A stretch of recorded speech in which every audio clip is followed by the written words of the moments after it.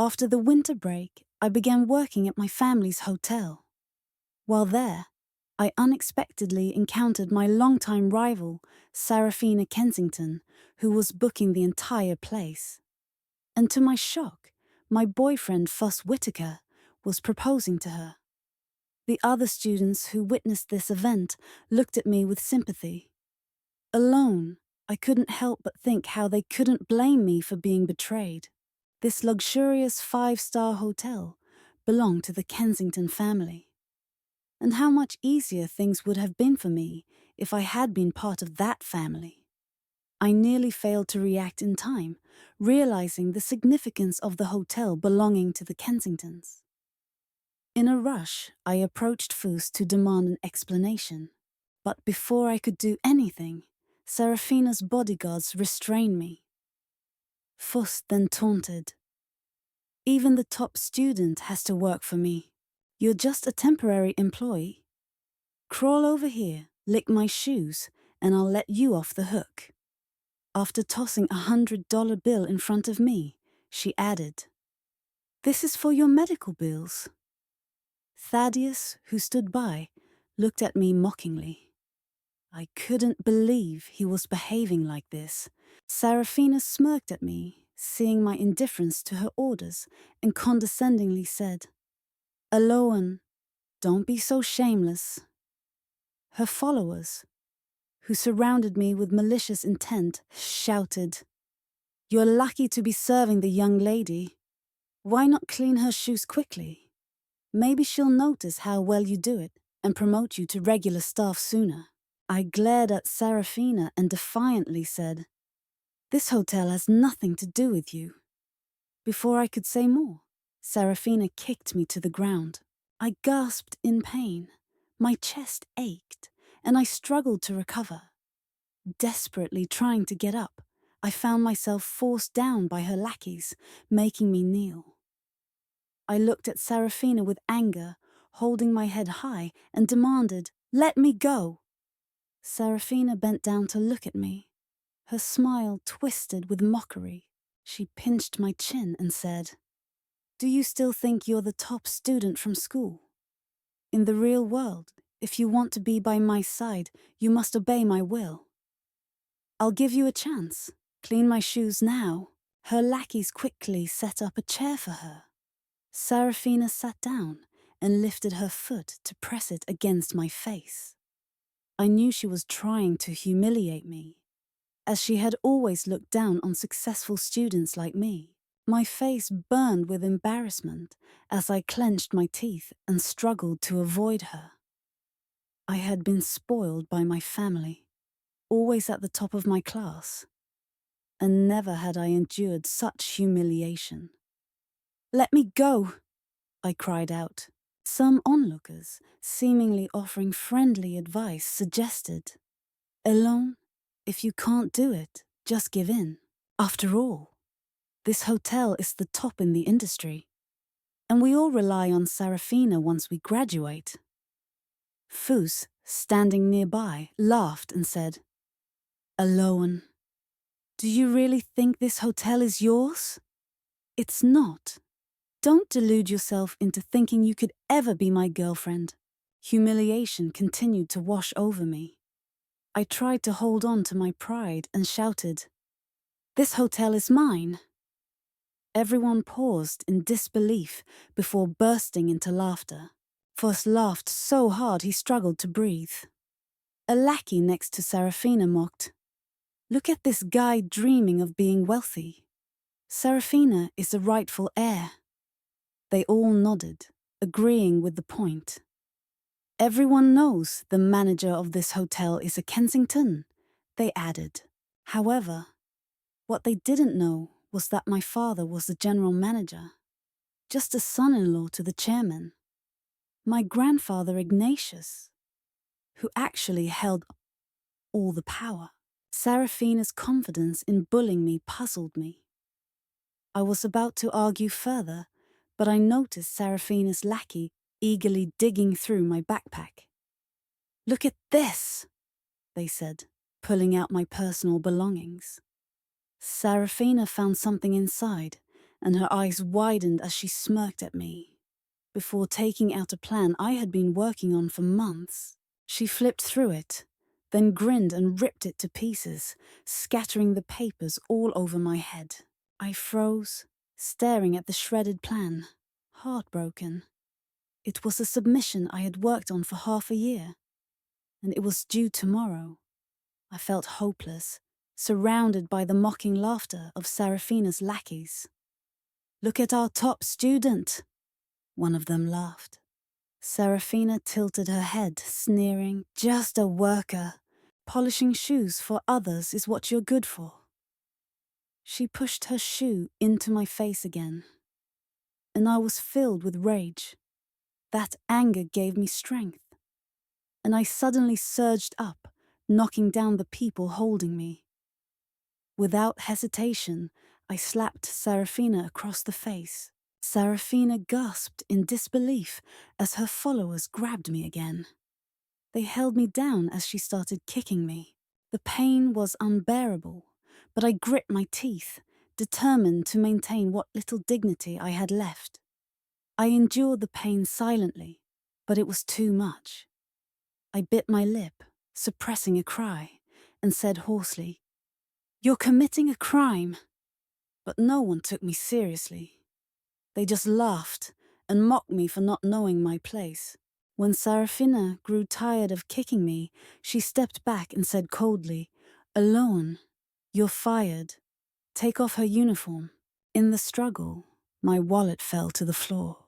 One of them picked it up and opened it, exclaiming, "Why does this person look familiar? Isn't this Serafina's father?" Serafina grabbed the wallet and stared at the photo inside, then looked up at me with a dark expression. "So you're the illegitimate daughter," she spat, her words striking me like a blow. I realized then that Serafina was not really the daughter of the hotel's owner, but just a manipulative outsider. I slowly said, "You're the illegitimate child of my father." Serafina sneered and took out her phone, showing the group a photo album. "Here's the proof," she said, flipping through pictures of my parents' wedding and family portraits. "See these? Can a concubine be so public?" The others nodded in agreement, and some began to understand. No wonder Alone claims she's the heir. She's trying to take the hotel from Serafina. The disdainful glances turned even colder, and I felt like dirt under their feet. I knelt in pain, trying to stand up. But as I did, one of them noticed my wristwatch. They ripped it off, leaving marks on my hand. Serafina looked at the watch and then glanced at me, knowing it was important. I begged, "That watch is valuable. Please give it back." But first laughed mockingly. Serafina looked at me with disdain and suddenly smashed the watch on the ground. "Everything you have is mine, and I can do what I want with it." As the watch shattered on the floor, I felt my heart sink. I cried out in a voice full of desperation, "Don't." But the laughter and mocking continued. Serafina crushed the watch with her heel, and in that moment, it felt as though my heart was being ground under her shoe. My thoughts drifted to my grandmother, who had passed away after years of suffering. She had given me that watch with her last bit of strength, and now it was destroyed. Her grandmother had owned this watch for half of her life, and now it was mine.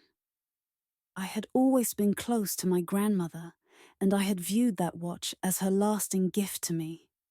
But now it was shattered. I broke free from my captors and rushed to gather the broken pieces of the watch, holding it tenderly in my hands.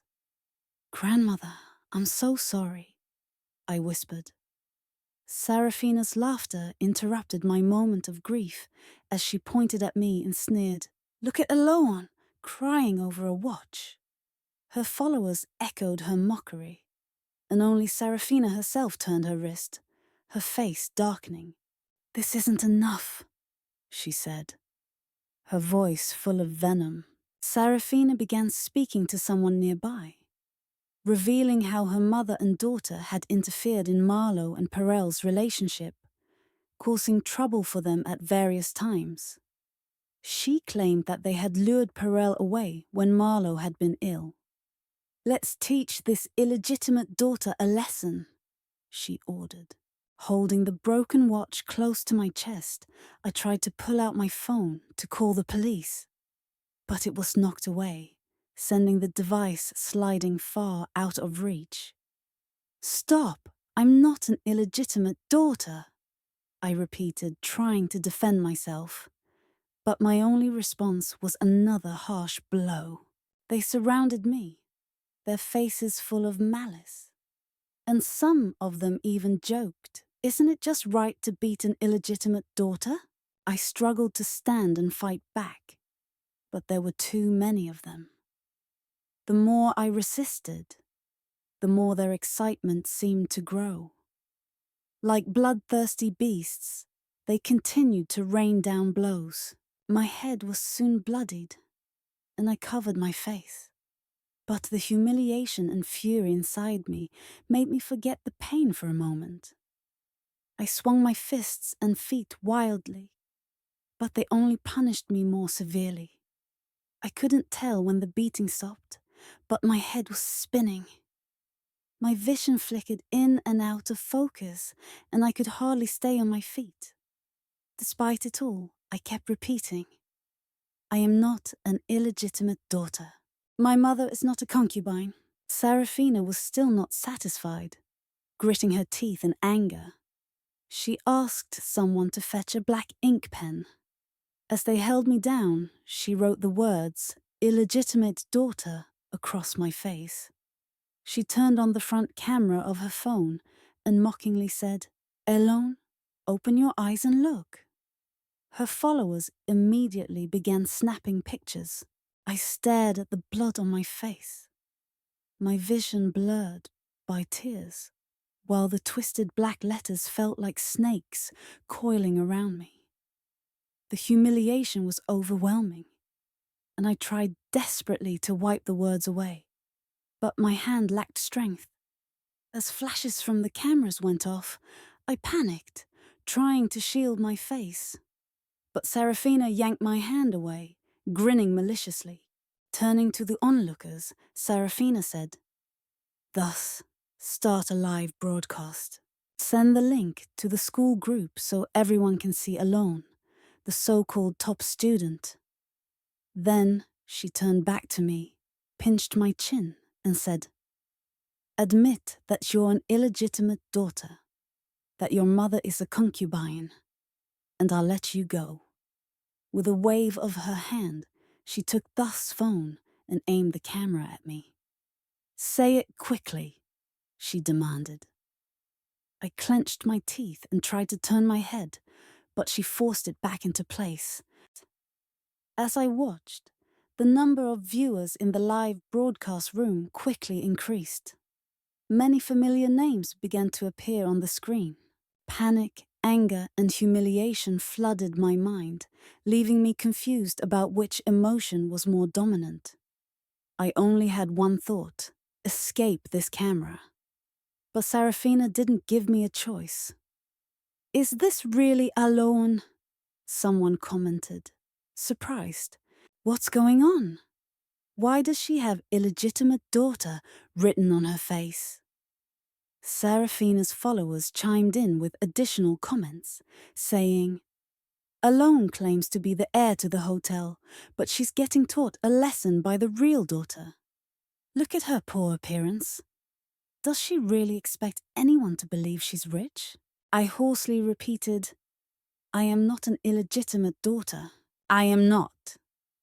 Serafina's lackeys continued to mock me, while some even posted photos of Serafina and Perel in the comments. Public opinion tilted entirely in Serafina's favor. Serafina enjoyed watching me squirm, forcing me to read the cruel messages as they appeared on the screen. How shameless when one comment read, Alone seems so respectable normally, but she's nothing more than the illegitimate daughter of a concubine, acting like she belongs with the proper daughter. I didn't want to listen. I didn't want to see. But the insults pierced through me like sharp arrows, drilling into my ears and into my mind. I shook my head, desperately trying to drown out the noise. I wanted to prove my innocence, to clear my name. But Serafina read the comments with satisfaction. When she saw that I was still unwilling to admit defeat, she grew angry again. With venom in her voice, she threatened, "Say it now. Admit you're an illegitimate daughter, that your mother is a concubine, and I'll let you go. Otherwise..." She paused for a moment, then continued, her voice cold. "I will take your house and your money. You and your mother will sleep on the streets. I'll make sure the whole city knows what a concubine looks like." As soon as she mentioned my mother, a surge of adrenaline shot through me, and I immediately went on the defensive. I would fight her, even if it meant dying. Just then, a commotion outside the banquet hall caught my attention. A group of bodyguards entered, their voices announcing, "Chairman is here! General Manager is here!" The sound of footsteps approaching was followed by the uniformed guards standing at attention. Realizing someone was coming, Serafina quickly stuffed a napkin in my mouth, tied me up, and shoved me under the dining table, covering me with a tablecloth.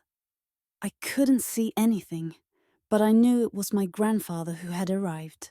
My heart raced, and I tried desperately to spit out the tablecloth. My body still ached from the beating, and the blood from my nose soaked my shirt. Hatred burned within me like a fire. I wanted them to face justice for what they had done. Ignatius, my grandfather, leaned heavily on his cane as he entered the room. Each step he took echoed on the floor. When he walked in, Serafina and her group quickly adjusted their appearances and put on forced smiles. They greeted him warmly, with Peral pointing at Serafina and saying, "Chairman, this is the exceptional graduate from the hotel management program I mentioned earlier, Serafina Kensington. I plan to hire her as my assistant at the hotel." As Peral spoke, the cronies exchanged approving glances. Serafina quickly moved to Ignatius's side, smiling sweetly, though a hint of disdain still lingered on her face. "Chairman, it's a pleasure to meet you," Serafina greeted.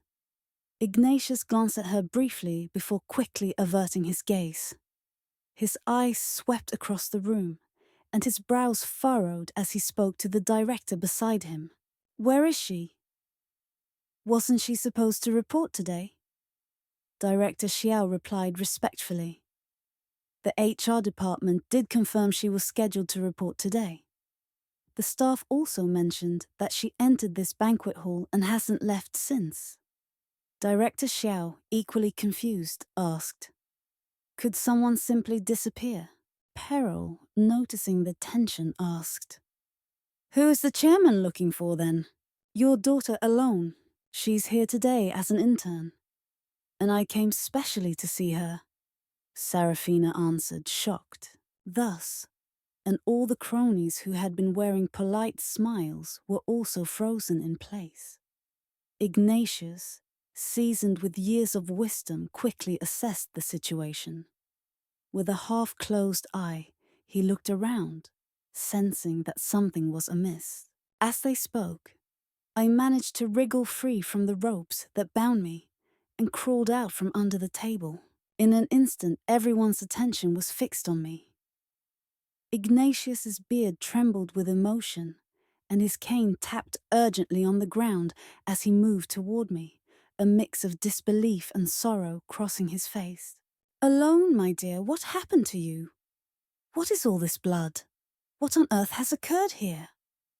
Peral rushed over to try and support Ignatius, but he was brushed aside as Ignatius only cared about me.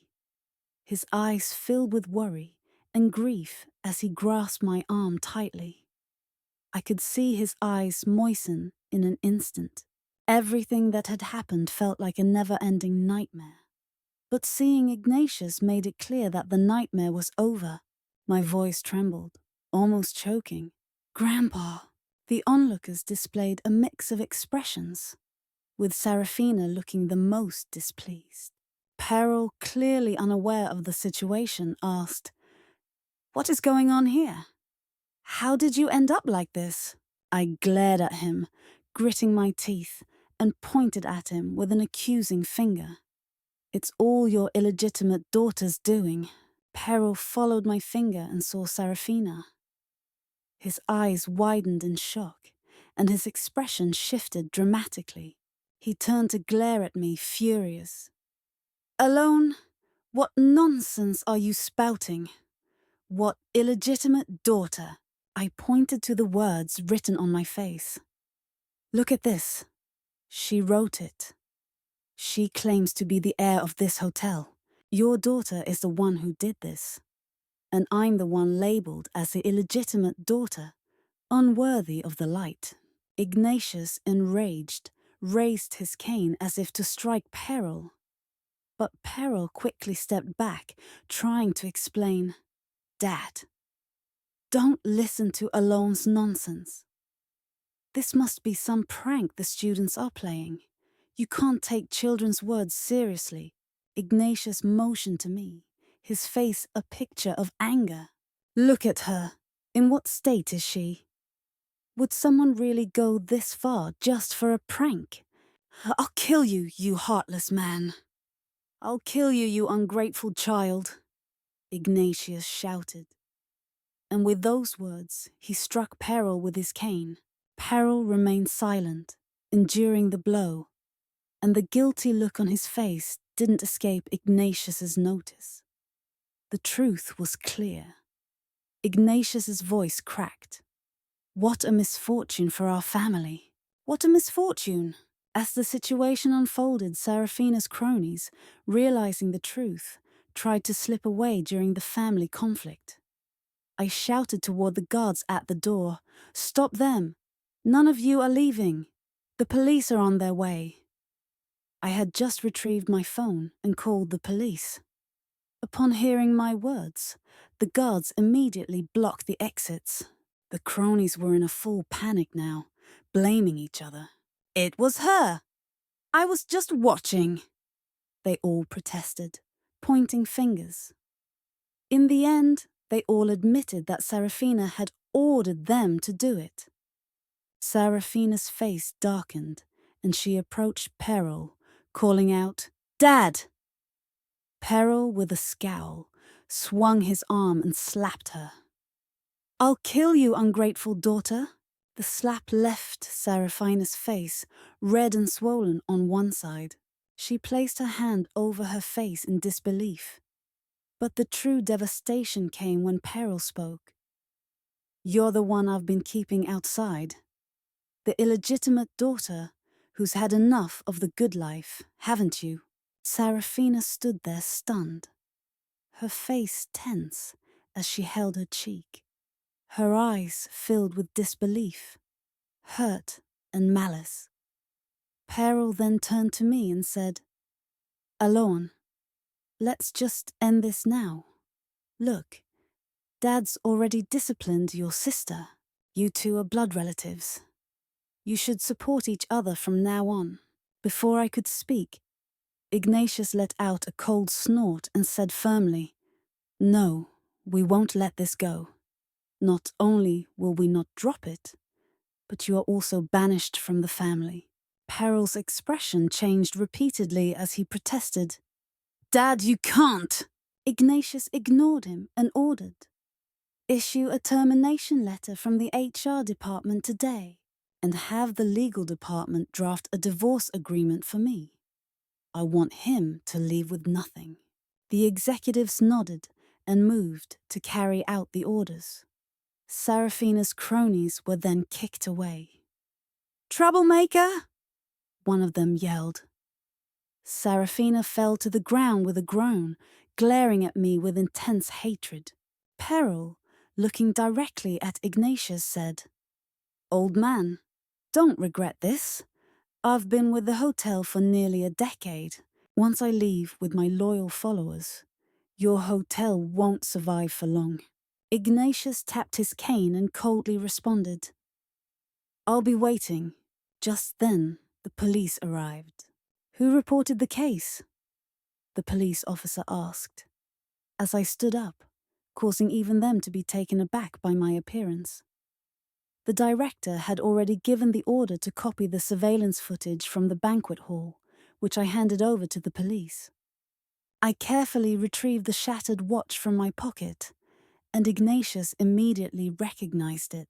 His beard quivered in anger as he exclaimed, "That was my wife's watch, and those bastards." He turned to the police officer. "This watch is worth tens of millions, and Serafina and her gang are responsible for damaging it." The people who had previously thought I was making it all up were now staring in disbelief, too shocked to speak or defend themselves. "Tens of millions? How much is that worth?" they whispered.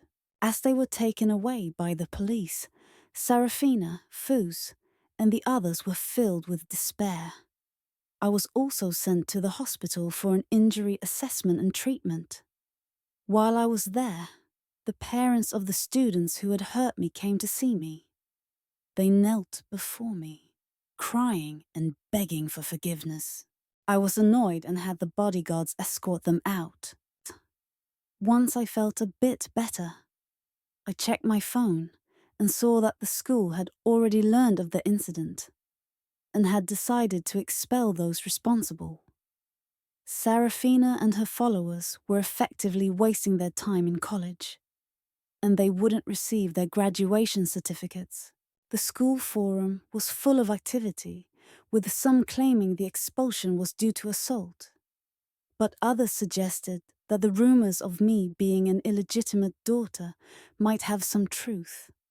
The rumors spread in all directions, and though I wanted to write a clarification, I realized that words would be too weak. I couldn't help but recall the chilling moment when I was forced to face the camera, with those words written on my face. Just then, Ignatius came to visit me. Seeing I wasn't doing well, he looked worried, patted my shoulder and said, "Take care of your injuries. Don't worry, none of those who hurt you will go unpunished." I gave him a weak smile in response. When I was discharged from the hospital, Ignatius was waiting for me in the car. His companions informed me that they had received news about the trial, and that for just that watch, Ignatius could make the culprits pay to the point of bankruptcy. I heard that those responsible had already started selling their homes. As for Peril, Ignatius had decisively fired him, leaving him with nothing. Ignatius had also recovered the assets that had been transferred over the years. Now, the family was still trying to figure out how to handle the compensation. While I was in the business car, I realized we were heading to the school, which surprised me. I glanced at Ignatius, who smiled at me. Upon arriving at the school, Ignatius led me straight to the crowded auditorium and toward the stage. Looking out at the darkened crowd, I felt confused, not knowing what Ignatius had planned. Then I heard the dean, holding a microphone, announce, "Today is our annual Shamming Scholarship Ceremony. We are honored to have invited Mr. Ignatius Hawthorne, the founder of Shamming Group. Each year, Shamming Group awards outstanding students from our college to encourage them. Now, let's invite Mr. Hawthorne to say a few words." Ignatius appeared lively as he made polite remarks, but after a few sentences, he pulled me to his side. "A few days ago, something very unpleasant happened. My granddaughter was bullied," he said, his voice steady. "It is a family disgrace that should not be discussed on a day like today. But I believe everyone has heard the rumors. They say my granddaughter, Alone, is an illegitimate child, and my daughter is a mistress. Such an accusation that tarnishes our family's reputation is unacceptable. I'm here to clarify that Alone is the only child of my daughter, and Seraphina Kensington is nothing more than an unfaithful son-in-law. Alone is the sole heir to Shamming Group. The audience erupted in surprise. No one expected such a twist, and I stood there stunned. The next moment, my eyes filled with tears. I realized that Ignatius had understood my worries. Ignatius held my hand and said, "Alone, help me down." When I returned to school, I was met with envious glances. I was about to begin discussing my graduation thesis as usual, when Thus rushed up to me. He had been released first because he had simply watched the whole incident unfold without taking action. Thus looked haggard and said, "Alone, let's make up." I know I was wrong. I didn't want to hear another word from him and started walking away, but he grabbed me tightly. "Alone, I've already broken up with Seraphina. Let's be together again." I stared at him coldly and asked, "Do I look like someone who picks up trash?" He paused, looking pained. "I've been expelled. With just a high school diploma, I can't find a good job. The incident has spread online, and people are talking about it. My parents have been fired from their company, and we can't even afford our mortgage now. I have no way out. Alone, think about our past. Let's get back together." I forcefully pulled his hand off me and said sarcastically, "If I remember correctly, you were already engaged to Seraphina." Thus choked, but quickly tried to explain. "Seraphina can't even take care of herself. She hasn't come out yet. Alone, please forgive me. Just forgive me." I shook off his arm and walked away, not looking back. He stood there growing more depressed and dejected. When I reached my teacher, Cresa, she patted my shoulder and said, "Alone, you've been wronged." She handed me a certificate and said with a smile, "Take a look. What's this?" I had a guess, but still couldn't believe it, and my hands trembled as I opened the envelope. "Alone Hawthorne, congratulations on winning the first prize in the hotel industry management competition," it read. "I forgot to tell you," Cresa explained. "When the organizing committee said you hadn't submitted your materials, I heard about what happened to you and took the liberty of submitting it on your behalf. This is your hard work, and it shouldn't be ignored." Tears of gratitude filled my eyes as I clutched the certificate. "Cresa, thank you." "You should thank yourself," Cresa smiled. "If this goes on, we'll have to sleep under a bridge," they begged. I felt reluctant, seeing how much older they were than me. But when I thought about my grandmother's wishes, I couldn't be soft-hearted. They cried and begged, but I had the security remove them from the hotel. The lackeys were beaten, but I showed no mercy. If you do wrong, you must pay. After Peril was fired by Ignatius, he initially thought he could manage on his own. But he soon realized that his loyal followers didn't care about him. He tried starting a business, but he was stuck in the same position. Eventually, he had to ask for help for everything, and found himself unable to do anything on his own. His arrogance couldn't save him, and he ended up losing all his remaining capital. When the trial results came, his family's world collapsed. Peril came to see me, hoping I would forgive him due to our father-daughter relationship. I only responded, "When you had an affair, you didn't have me as a daughter." Peril choked, angry, and began to argue. "I'm your father. Even the Jade Emperor can't change that." He then brought Seraphina. hoping I would deal with her. Serafina, thinner and no longer the arrogant woman she once was, approached me, gritting her teeth and forcing a smile. "Sister, long time no see," I sneered. "I don't do illegal things. As for you, go back where you came from." Serafina still wanted to argue, but Peril stopped her. I had the bodyguard escort them out. From then on, these people would no longer be part of my life. I briefly thought about ruining them further, but then realized that father and daughter were already destroyed. They didn't need my help to sink lower. They couldn't afford their debts and were now living in chaos. Peril, used to being a manager, began blaming Serafina for his downfall. Drunk, Serafina reached out to him for money, but he refused. She lost her temper and fought with him. In the end, Serafina's mother tried to intervene, but was knocked into a cabinet and injured, needing to be taken to the hospital. Their family continued to spiral into chaos, with Peral and Serafina fighting non-stop. I heard about it, but I only took it as a joke. Under Ignatius' guidance, I became more skilled in hotel management, and the staff praised me. As for the watch that had been shattered, a watchmaker managed to repair it. While it couldn't compare to the original, I was satisfied.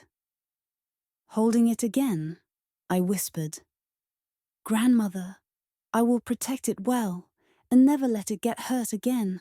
One day, I was holding a meeting for the staff in my office when, after the meeting, a staff member approached me. "Manager, your father has passed away." I paused, confused, before understanding who she meant. "Where do I still have a father?" I muttered. Out of curiosity, I opened the news to see that a family of 3 had died from food poisoning. It turned out that Serafina wasn't Peril's biological daughter, but rather the result of an affair. When Peril found out, he was heartbroken. After abandoning his wealthy life and the comforts of being a hotel executive, he regretted his decisions. Serafina became uncontrollable, often drunk and causing trouble. Debt collectors came after them constantly. Peril, fed up, chose to end it all, poisoning himself, his wife, and his daughter at dinner. The hotel staff who had worked with him couldn't help but feel sympathy. I closed the news article and continued preparing for my next meeting as usual.